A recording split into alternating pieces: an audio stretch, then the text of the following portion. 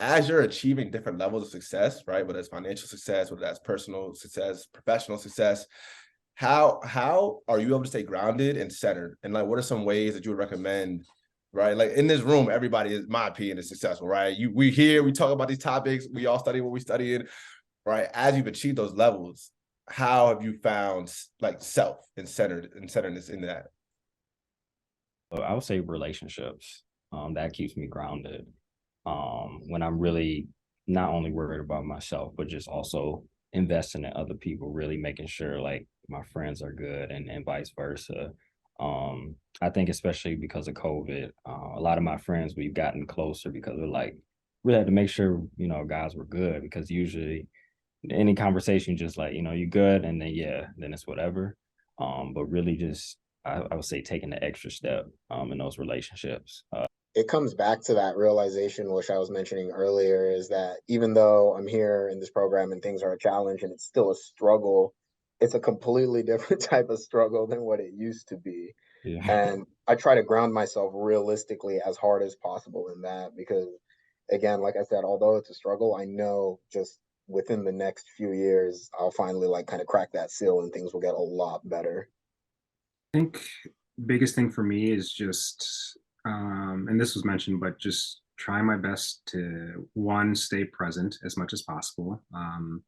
Because at least for me, like my anxiety either lives in the past or in the future, right? I'm stressing about something that happened a while ago, or I'm stressing out about something that's hasn't happened yet, and that prevents me from being present, um, prevents me from being my best self for myself and for others in terms of relationships.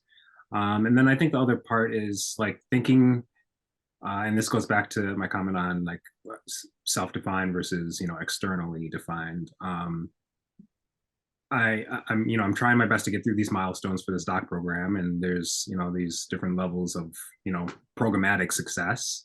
Um, but I also have to think about my inner child and what led me to be the way that I am today. To like think about my inner child and to send it love and to make sure that I'm just aware because like I think awareness is a huge thing in order to operate differently.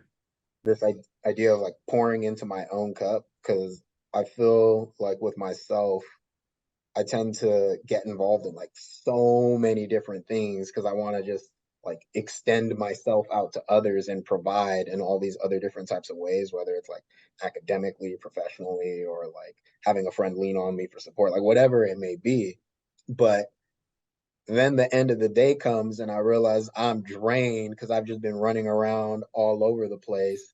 And then I didn't pour into my own cup.